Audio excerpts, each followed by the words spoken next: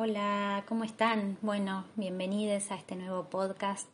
Gracias por los mensajes, por invitarme a seguir grabando estos audios, estos podcasts que tienen temáticas al azar, pero están todas unidas por la idea de los vínculos y qué nos pasa a nosotras y a nosotros con los vínculos más importantes, que es la temática que trato en todos mis oficios o profesiones. Están hiladas por la idea de la familia, por esos vínculos tan ambivalentes que son los vínculos de la mater-paternidad, los vínculos de pareja, los vínculos con nuestros propios padres o abuelos o ancestros, y cómo esos vínculos se vuelven síntomas o disparan ciertos síntomas psíquicos, físicos, espirituales, vinculares. Y en el día de hoy te quiero hablar sobre los duelos.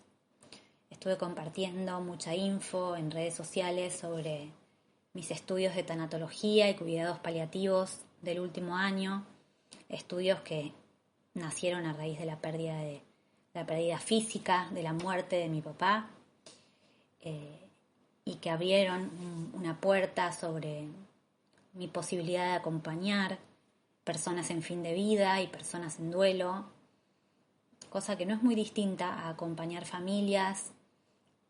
A la hora de recibir hijas e hijos, me ha tocado acompañar familias que han perdido bebés, con pérdidas gestacionales, con pérdidas perinatales, con pérdidas de hijos. Y la tanatología se parece mucho al doulaje, es el doulaje de la muerte, básicamente. Y la muerte implica un duelo. Toda pérdida implica un duelo. Y la pérdida, para que implique un duelo, tiene que ser una pérdida justamente significativa para nosotros. No siempre la muerte de un ser querido es la pérdida más significativa. Hay veces que hay personas que reaccionan fisiológicamente y se acomodan con todo el dolor del mundo, pero se acomodan ante el duelo de la muerte, y no así, por ejemplo, ante el duelo de una separación o de la pérdida de un proyecto laboral importante. Así que quiero hablarles un poquito de los duelos y de lo que estuve escribiendo para mi próximo libro, que va a salir en muy poquitos meses por Editorial Planeta y que tiene todo un capítulo sobre los duelos. Ustedes saben que dicen que los duelos nos definen, que nos definen las pérdidas que tenemos, que somos nuestras pérdidas. Que es mentira que somos nuestros logros, sino somos la suma de las cosas amadas y perdidas, o la suma de nuestros muertos. Yo pienso que tal vez somos lo que hacemos con la falta de garantía que tiene vivir, con la incertidumbre, dónde la ponemos, ¿no? Cómo generamos nuestras propias prótesis. Todos somos protésicos y necesitamos hacer prótesis o añadir algunos tornillos, poleas, motores a nuestras funciones psíquicas a través de ciertas cuestiones que funcionan como eso, como soporte, como un agregado para poder funcionar. Y sin embargo, esas prótesis muchas veces quedan obsoletas a la hora de vivir un duelo, porque la pérdida de lo amado muchas veces linda con la locura. Parece que rompe con los códigos de la realidad. Es como si estuviésemos mirando una película y el actor de repente mirara a cámara, ¿no? Rompe la cuarta pared, se dice. Y eso bueno, de hecho hay films donde eso se utilizó como recurso, o incluso en una obra de teatro, y sabemos que eso nos lleva inmediatamente a recordar que es una ficción, que nos miren a los ojos, ¿no? Nos hacen recordar que somos espectadores de algo que está creado. Y en un duelo pasa algo así, ¿no? Es que no recordamos que estamos en un pacto, en el pacto en el que olvidamos de a ratos que nos vamos a morir, que los demás se van a morir, que las cosas no son para siempre, que la vida es injusta, que las cosas no son como creemos que son, pero convenimos un pacto para aliviar esa angustia. Y el duelo nos pone de cara a esa ilusión, ¿no? decir, bueno, ¿y qué onda todo esto, todo el esfuerzo invertido, toda la construcción de un vínculo para que ahora no esté más? Y bueno, ¿será que así es la vida? ¿Será que de la pérdida se trata la vida? ¿De ganar y de perder como dos partes de una misma moneda, de nacer y de morir? Así que se parece a la locura estar en duelo. A la locura en el sentido de decir, a ver, en realidad se parece a tener los pies bien sobre la tierra, a internalizar el principio de realidad. No, justamente, no a estar fuera de la realidad, sino se parece como a romper un pacto de silencio que los demás siguen teniendo mientras el mundo sigue girando y uno o una ya no puede hacerse la tonta. Es un periodo en el que no se puede convenir más esa ilusión, esa película en la que venimos para ser felices y para disfrutar. No podemos estar más mirando en esa película. Pero no toda pérdida requiere entrar en duelo. Y digo entrar y no hacer, porque para mí el duelo no se hace, no es un trabajo que uno hace conscientemente. Es un trabajo que se hace de forma inconsciente adentro nuestro. Es como que anida. Nosotros le damos lugar al nido que el propio duelo hace. El duelo es algo que hace con nosotros. La realidad es algo que se introyecta y que genera el proceso de duelo adentro nuestro. ¿Qué duelamos? Lo que ha sido amado, lo que es amado, perdón. Lo que es determinantemente importante. Y sobre todo se duela aquello que nos ha tomado como algo importante. Se duela un proyecto en el cual hemos sido el alma mater, se duela una pareja para la cual hemos sido muy importantes, se duela la pérdida de una persona para la cual hemos sido importantes. Hemos sido objeto de deseo para eso otro o ese otro. Duelamos si fuimos importantes, si se jugó la energía y el erotismo entre eso y nosotros. Y hubo un entre, si hubo un entre, un vínculo, porque ese entre es irreemplazable. Duelamos algo o alguien que nos haya despertado el deseo y la excitación psíquica, pero también duelamos ese alguien que nos podía calmar de la sobreexcitación, nos hacía que algo sea tolerable y ya no está ese borde que nos hacía tolerables, que nos hacía tolerable algún dolor. Duelamos lo que fuimos para el otro y ese entre nosotros, ese borde entre yo y lo otro. Duelamos lo que no fue, duelamos lo que fue y lo que ya no será.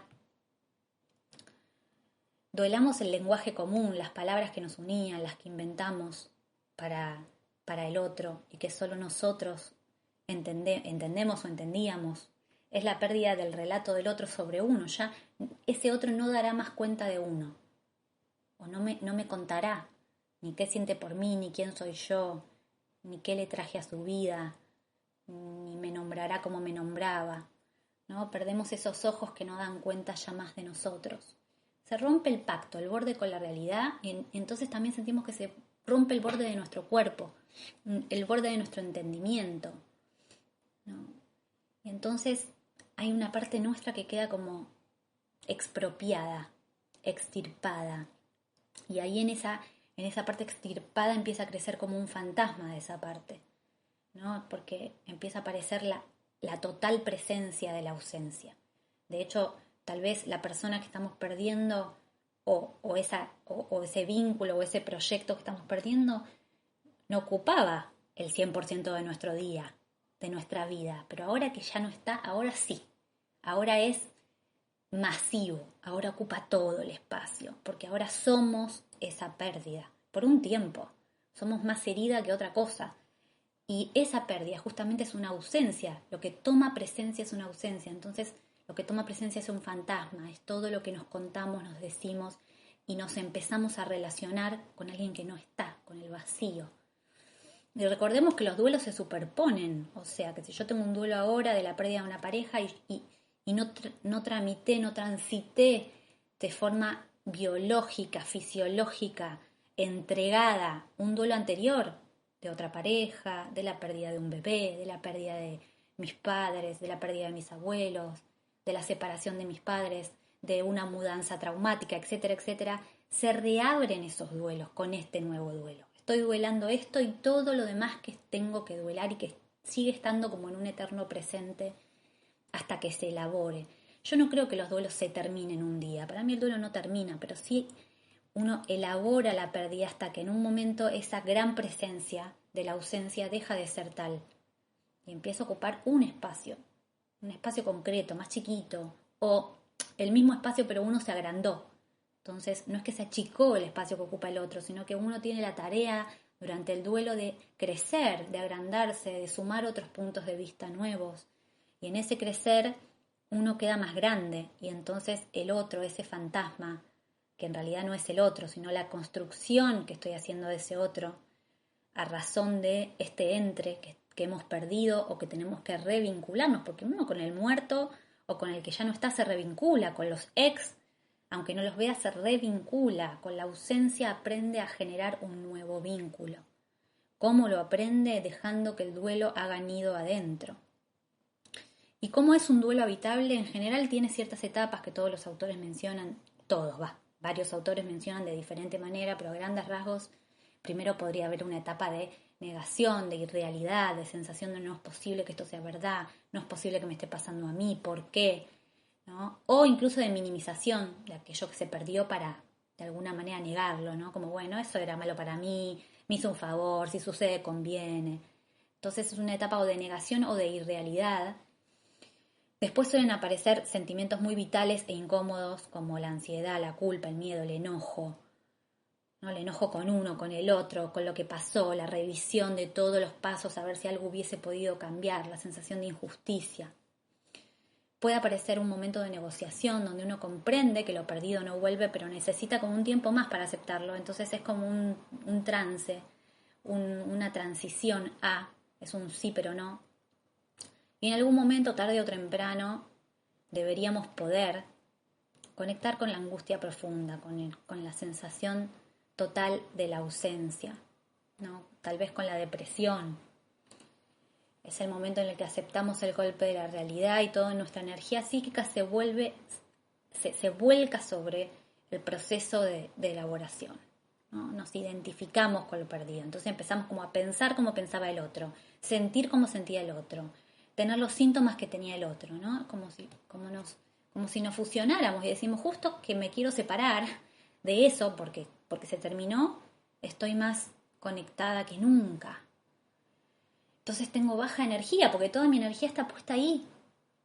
Necesito descansar, necesito moverme menos, relacionarme menos con el mundo, relacionarme compulsivamente con lo que el otro me dejó, sus objetos, sus fotos, su música, su olor, su forma de hacer las cosas, sus audios, sus videos.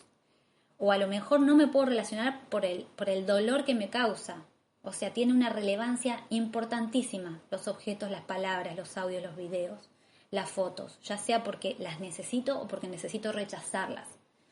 Es la presencia totalitaria de la ausencia, ¿sí? Es un fantasma que ocupa todo, como decíamos antes. Pero el infierno en algún momento termina porque uno hace el proceso de ir desde el sufrimiento al dolor, o sea, desde el padecimiento hasta darle un contexto, un entorno, una piel a ese dolor, hasta ponerle una prótesis para que no ocupe todo el espacio y hasta ponerse una prótesis a sí mismo para seguir andando en el mundo. Y en algún momento, tarde o temprano, si las cosas suceden de manera fisiológica, uno se transforma, vuelve el deseo, el duelo deja de arder. Uno puede poner la energía en otras cosas que no sean solo en pensar en eso. Lo perdido se recoloca en un lugar más delimitado. Nos reconciliamos con la realidad, o sea, la aceptamos, pero no solo la aceptamos, nos reconciliamos, decimos, ok, sí, me pasó esto y está bien así. Sea por lo que sea, está bien así. Y eso sería más o menos un duelo fisiológico, un duelo habitable. Después hay duelos patológicos que tienen que ser tratados multidisciplinariamente, como cuando una persona pone en riesgo su vida o tiene comportamientos realmente autoagresivos, como ideas de suicidio, no sé, adicciones nuevas. Digo, si es una persona que ya tenía adicciones, ya tenía un comportamiento patológico, pero si además se agrega con el duelo una adicción o una determinada conducta alimentaria, como la anorexia, la bulimia, un insomnio que realmente es fuera de lo esperable para un momento de crisis, un aislamiento absoluto donde no puedo compartir nada con nadie, la somatización o diagnósticos que comprometen la salud y que pueden estar relacionados con los duelos, o un duelo patológico también es un duelo enmascarado, un duelo de esas personas que parece que no sienten o que no pasó nada y que no se conectan con el dolor para nada. Entonces ese puede ser un duelo enmascarado, donde la persona está igual que siempre, sigue funcionando igual que siempre, responde igual que siempre. O un duelo patológico puede ser un duelo que se detiene en una etapa, o por ejemplo, se detiene en el enojo y no sale del enojo, se detiene en la angustia y pasan los meses y no sale de ahí, lo que podría llamarse también un duelo crónico. Pero en general, con ayuda, el duelo tiene un momento de mucha profundidad, mucho dolor, y a partir de ahí vaivenes, como sí, porque no es lineal, como todo, pero a partir de ahí, con sus curvas, se va moviendo hasta que el dolor queda, pero en un lugar, no en todos los lugares. Recordemos que el duelo es un proceso de combate interno, por eso se le dice duelo también al duelarse, o sea, al duelarse con otro, un duelo de duelo a. Es un proceso de combate interno y de contacto inevitable con el dolor, ¿sí? Que se inicia ante la pérdida de algo o alguien afectivamente muy valioso. Y un duelo es sumamente personal. No es lo mismo el duelo de una persona que acaba de perder un familiar que estuvo enfermo durante, 2 años y que venía sufriendo, al duelo de una persona que acaba de perder un familiar mediante un accidente automovilístico que no se lo esperaba para nada. Hay que ver cuál es el vínculo con el familiar. Hay personas que sufren más el duelo de la pérdida de una mascota que de un padre o una madre, porque ¿qué significaba eso o esa cosa para mí? Entonces, mi vínculo con lo perdido, cuáles fueron las circunstancias de la pérdida o de la muerte, si tuve o no tuve la posibilidad de participar de los rituales que son necesarios a la hora de duelar, por ejemplo, en la pérdida física de una persona, participar de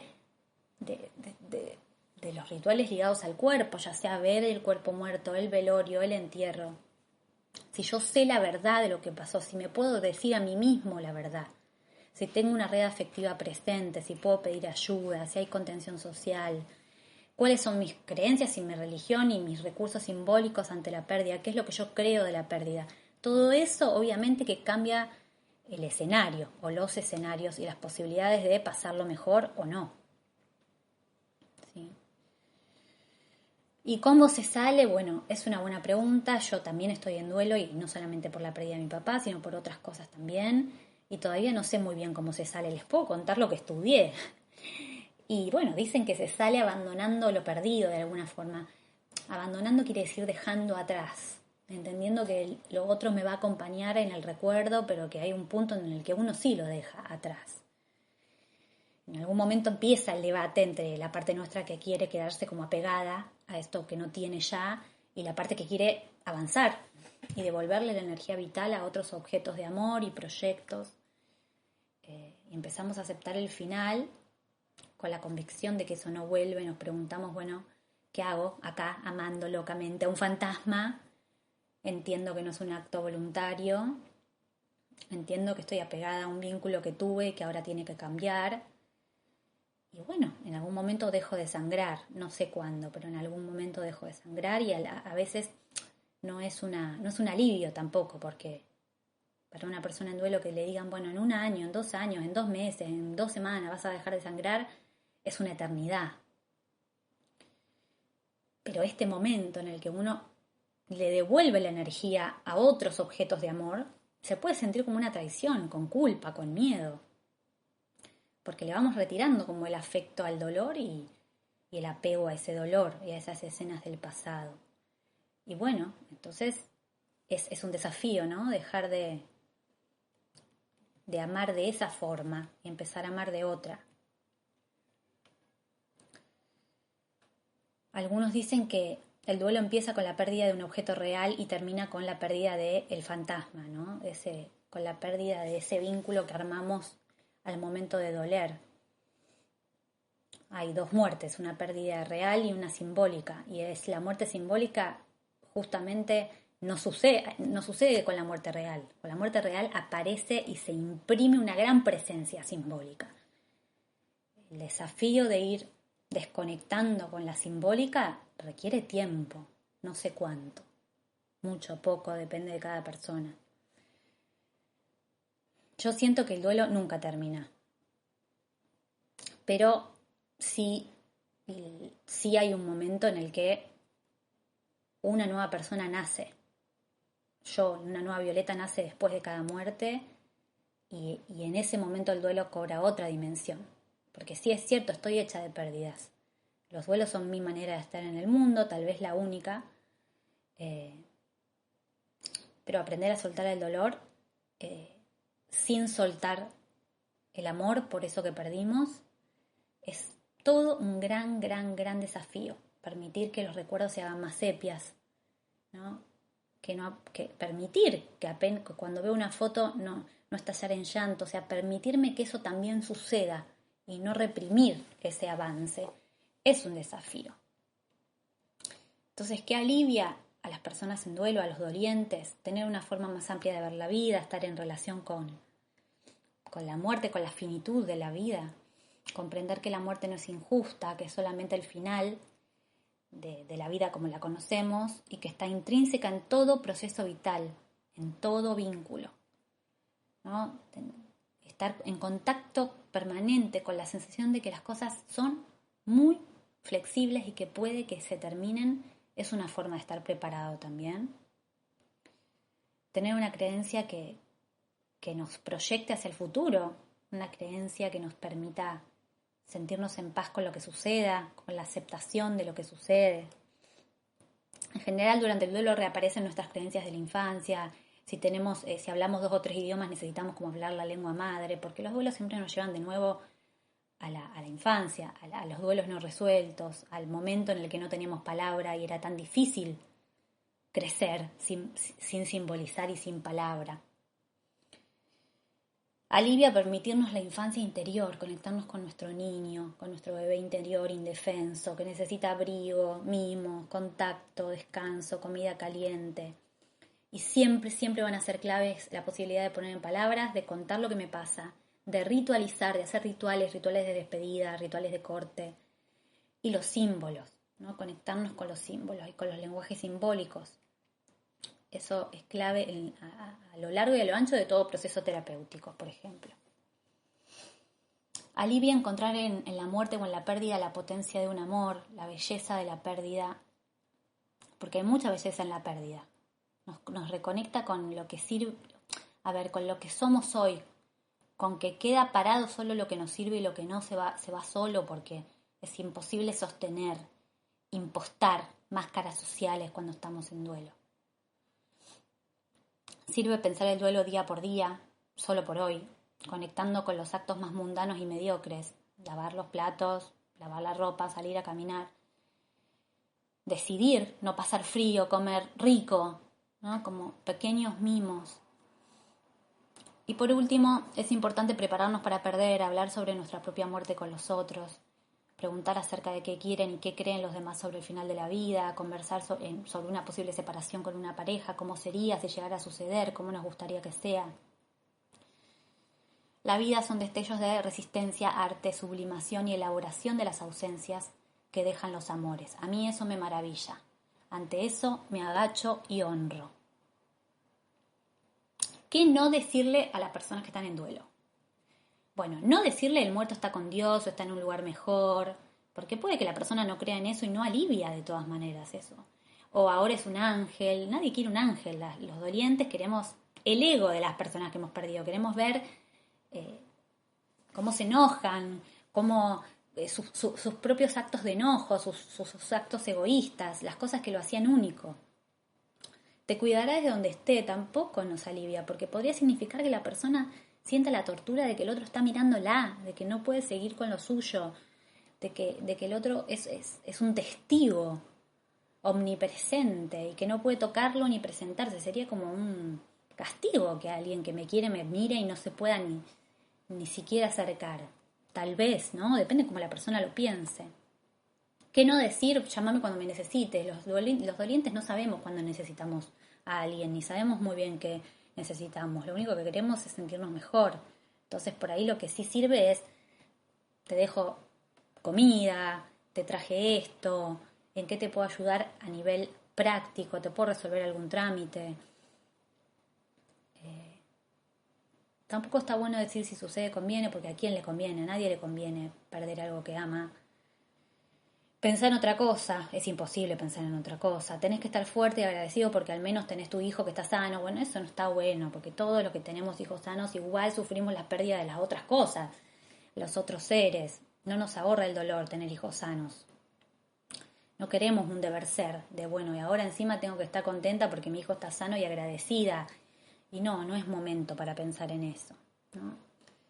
Seguramente hay muchas otras cosas más que tenemos que aprender a no decir o así decir.